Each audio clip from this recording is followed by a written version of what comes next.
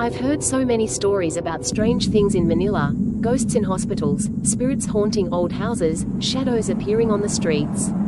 But I never thought I'd experience something myself. Something I'll never forget, in a place I passed by every single day, the MRT station. It was 2018, I was working in Autogas back then. Every day, I'd take the train from North Avenue to Shaw Boulevard. I was used to the long lines, the heat, the crowd, and the sound of the train rushing by. But some nights, especially when I stayed late, there was something strange in the air. A cold breeze, a heavy silence. Like someone was watching me, even if no one was there. It was a Friday night, past 11 p.m. There were only about 5 or 6 of us left waiting. The lights seemed dimmer, the air was colder, everything was quiet. When the train arrived, the doors opened, but no one got off. I stepped in and sat at the far end of the car. There were less than 10 passengers.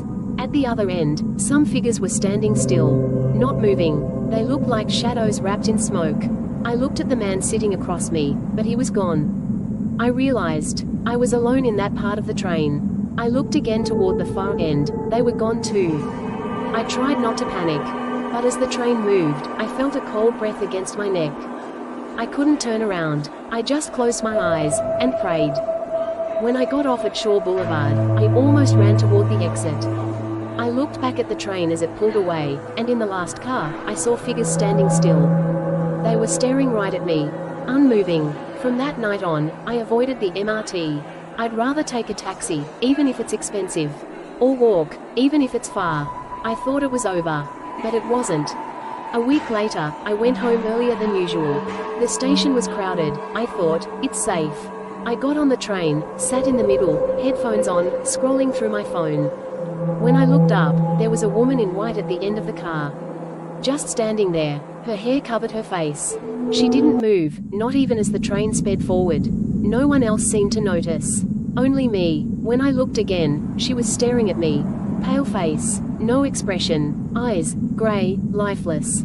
I changed seats, but wherever I looked, she was there. In the next car, in the reflection of the window, in every blink. When the train stopped, I ran out, panting, sweating, even though the night was cold.